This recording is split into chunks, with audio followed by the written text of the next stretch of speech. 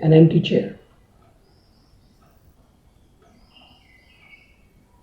A cold classroom.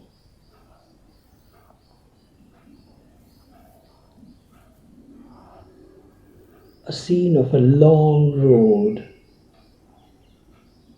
going down the horizon. A child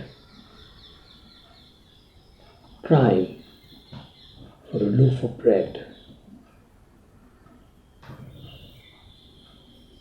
A dog coming to you, street dog coming to you and bowing before you.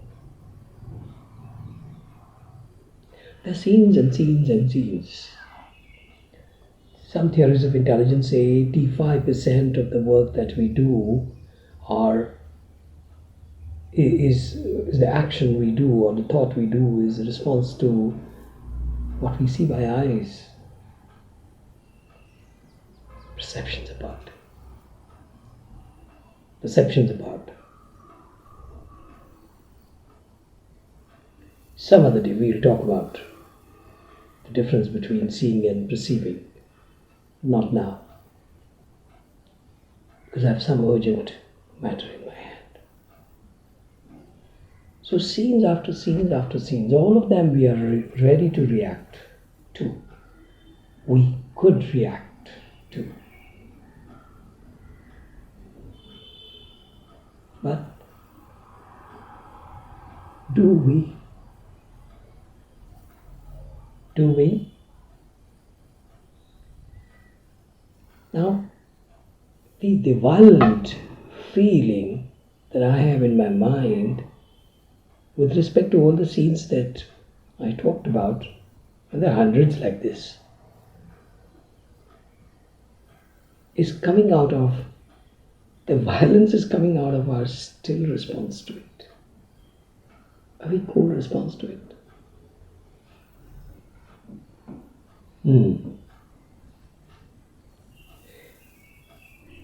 Now, in order that you also appreciate what feeling I'm going through, I would like to share at least one of the scenes and make it stand and deliver. The scene is delivering to me. So how indeed that is possible? It's because I keep my channels open. If I don't keep my channels open, no. They say, the saints say, if you keep the door of your house locked, then you have a big advantage. Probably a thief will have to break it open. But how many thieves are there in the universe of happening? 1 out of 100 maybe, 1 out of thousands maybe. But other people will think nobody stays here because the door is closed for a long time. Nobody stays here. So nothing will knock at your door. Nothing, including opportunities. Even opportunities will not knock at your door. If somebody wants to send a gift to you, he can't enter. The door is closed and he's taken to his intelligence and nobody stays here.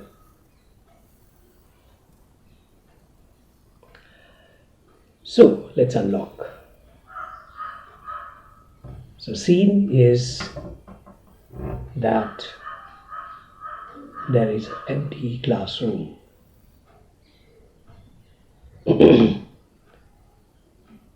So somebody would wonder, this is a classroom, so obviously somebody has delivered some lecture, some piece of wisdom, some exhibition of thought must have happened here. So where has that thought gone now? Whenever it happened 1 hour before, it happened yesterday, it happened before the weekend, whenever that has happened, where the thought has gone. Well, some wise student would say, some intelligent student would say, so sound travels at 330 meters per second. So whatever he has said has already traveled out. Okay. And somebody would counter, and typical like a GD, group discussion. One wants to be on top of the other, okay, and contend that he is the most right person. So maybe in the spirit of GD, group discussion, somebody says, no, no, no, there you're wrong. The sound will come back because it will get reflected by the walls and the door and etc. etc. So it is not given that sound will travel linearly. Philosophers would say, well, the sound will travel to only that person who is willing to listen. Otherwise, cold wars are on. At home and in offices, in public places, in travel.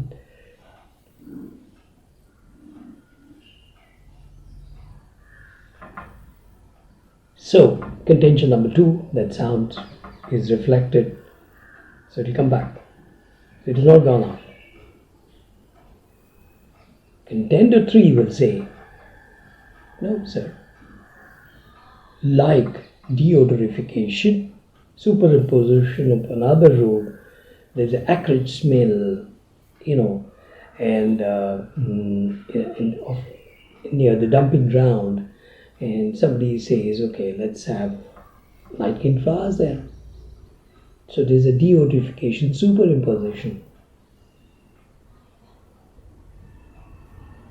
So he says, another sound wave would have superimposed that and it would have killed. There's a contest. Somebody would say, no, some of these would not be desynchronized, they'd be synchronized so as to create a different symphony. Symphony, I'm suggesting, out of hopefulness, not all sounds are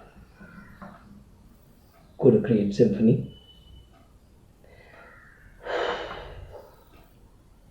So we are looking at now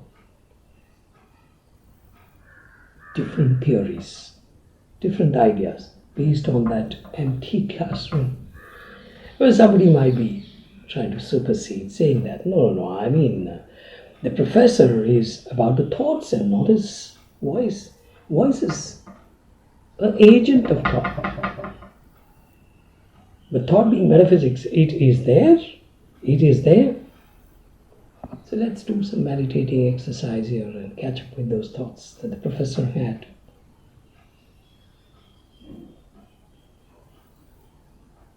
If he was a physics professor, let's talk about how does gravity affect human body metabolism. If it's about literature, let's talk about how verbs could be used as nouns. If it is about poetry, let's see how English poets turn to nature poetry. How did they set up nature as a default for the poetry?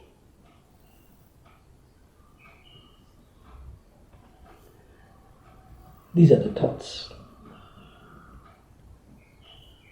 So, empty classroom and galore of ideas and thoughts. Only if we care to be sensitive. Only if we decide to progress through that relationship to a thought maker. There is nothing that is dead, if at all. If at all. It is the frigidity of his own mind. Otherwise, there is nothing that is dead.